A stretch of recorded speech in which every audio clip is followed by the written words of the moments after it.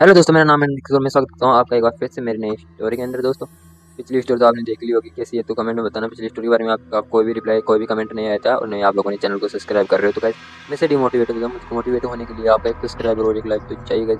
आप मेरी वीडियो को जितना ज़्यादा देखोगे मैं उससे ज़्यादा उतना मोटिवेट होता रहूँगा।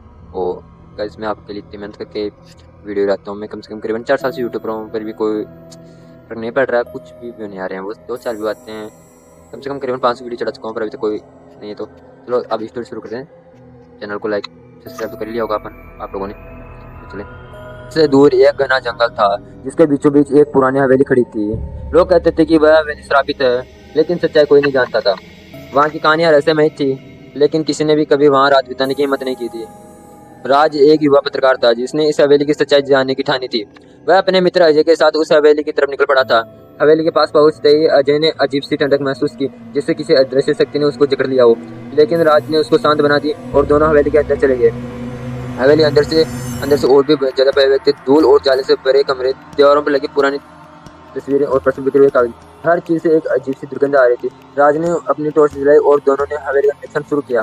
पहले कमरे एक उन्हें एक डायरी मिली। राज ने उसको खोला और पढ़ना शुरू किया। डायरी में हवेली के मालिक की कहानी थी। नाम विक्रम था, बहुत ही अमीर और गुरूर था। उसने अपने नौकरों को बहुत ही तंग किया और एक दिन उसकी बेटी बहुत ही रहस्यमय तरीके से गायब हो गई। कहा जाता है कि विक्रम ने उसको मार डाला था। उसके बाद हवेली में अजीब सी घटनाएं होनी स्टार्ट हो गई। लोग कहते हैं कि विक्रम की आत्मा अभी वहां भटकती है। राज और अजय बड़े और दूसरे कमरे में पहुंचे। अचानक दरवाजा जोर से बंद हो गया। दोनों चौंक गए। राज ने दरवाजे को खोलने की कोशिश की, लेकिन दरवाजा नहीं खुला। तभी उन्हें एक धीमी हंसी की आवाज सुनाई दी।